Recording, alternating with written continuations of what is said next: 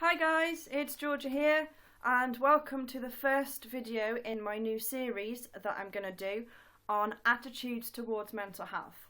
Now, the idea behind this series is I'm going to talk about various different beliefs and responses and attitudes that I've come across in my different experiences I've had surrounding mental health and try to educate people as to how those attitudes make us feel on the receiving end and what the actual truth is behind some of the beliefs that people have. So this is part one. There will be several, hopefully, in the series. I've got a fair few planned already. So for the first one, this is something that I've encountered quite recently. And it's the belief that people who have self-harmed in the past are not really ill, not struggling, really struggling if they're not self-harming. Now, for me, I've come across this very recently because at the moment I am almost 8 weeks on Sunday, self-harm free, which is brilliant, and it's the longest I've been all year, been free all year, so it's a big achievement. And for anybody else out there who's even been just a day self-harm free, massive well done to you, because I know how hard it is. It is such a fight, but well done to anybody. Even if you've been self-harm free just for a day, it's still massively important, and it's a big achievement. Anyway, so because I haven't self-harmed in 8 weeks, if I have been having a bad day or I've been feeling really low, and I've said to someone, and this is including mental health professionals as well, to be honest, I've had, not so much now, but in the past, I've been told by mental health professionals, people who are volunteering in mental health, I've had all sorts of different people respond with this attitude. It's something that I keep coming across over and over again. And it is the attitude of and the belief that if you're not self-harming, then you're not actually that bad. You're not really ill. You're not bad enough because you haven't self-harmed, or you haven't done this behaviour or that behaviour. And I think particularly for people if people have never self-harmed, then I think it's a little bit different. But it's not as, I don't think the attitude will be encountered as regularly. But for people like me who have self-harmed and who've got a history of it, it's one of the first things that I seem to encounter repeatedly, as in, oh well, you can't be that bad because you're not self-harming. You have in the past, so you can't be as bad as you were then because you're not self-harming. That's not how it works. And that, on the receiving end of that, it feels like people aren't listening and they're not taking you seriously.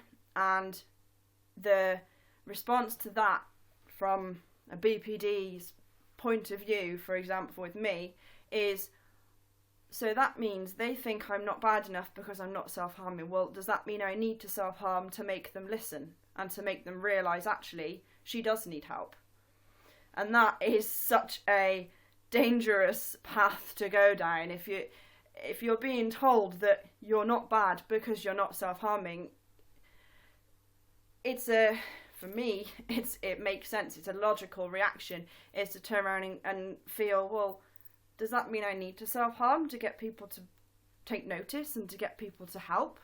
And that's not how it should be at all. That is so wrong and so far from the truth. The fact is, you do not have to self-harm to be struggling. That is end of. Just because you don't have a wound somewhere, physical wound, doesn't mean, or you haven't, for example, you've been self-harming in other ways, such as not taking your meds or sleeping or anything like that. It doesn't mean that you're not struggling. You can be struggling as much as you were when you were self-harming and not self-harm. They don't go together. They're not they're not exclusive to each other. You don't have to be,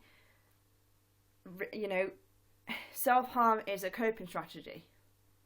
That doesn't mean that you can, every time you feel bad, you're going to self-harm. That's not how it works. Sometimes, if you manage it, you can feel absolutely rubbish, but you can get through it without self-harming. That doesn't diminish that you felt really rubbish. And that's what I'm trying to get across to people, because, and to be on the receiving end of, oh, you're not bad because you're not self-harming, it's demoralising, and it's taking the meaning away from the way you're feeling. It's telling you that you're making a fuss over nothing because you've been worse, and the only reason they think you've been worse is because you've self-harmed. Like I said, those two are not linked. You can be feeling absolutely rock bottom and manage not to self-harm. But that is as valid a feeling as it is if you were to self-harm. Either way, you're struggling the same way. You can be. I find that I am anyway. My mood swings might be as bad now as they were, I don't know, a year ago. That's an example. It's not, don't worry, it's not the case. But it's, just because I'm not self-harming now doesn't mean everything's fine and dandy. I still have my low days. I'm going to. Recovery is a long road, with bumps and bends and side tracks and all the rest of it. It doesn't mean that I don't struggle. I still struggle. I've just managed without self-harming. And I hope people will understand that. Because I find it really difficult personally to sit there and explain. I can sit there and say in 1,000,001 different ways, and I have done, I'm feeling really bad. I feel like this. I feel my head is telling me this. I'm feeling worthless, etc. Whatever it is, I can say it and say it and say it till I'm blue in the face. But people don't tend to properly get the picture, or in my experience, unless I turn up and I've got a cut on my arm, or I've punched a wall, or something like that. If I turn up with something like that, people will turn around and immediately go, oh, she needs help. Oh, she's really struggling. We need to step in now. That reaction should be the same reaction from me talking, and it shouldn't have to take self-harm for people to step up and listen. That's the problem. And hopefully by me talking about this and raising awareness of this attitude, it will help people to stop and think the next time they sort of make that judgment. And again, people aren't necessarily doing it because they want to be nasty. I don't even think people realise that that's the way it comes across to people. But it is something that I've encountered quite a lot. And it causes me, certainly, quite a lot of problems. And I'm sure if anybody else who's watching this has experienced similar attitudes, do please drop me a message or comment underneath the video, because I want to hear about your experiences, and hopefully I'm not the only one who's experienced this attitude before. I'm sure that's not the case.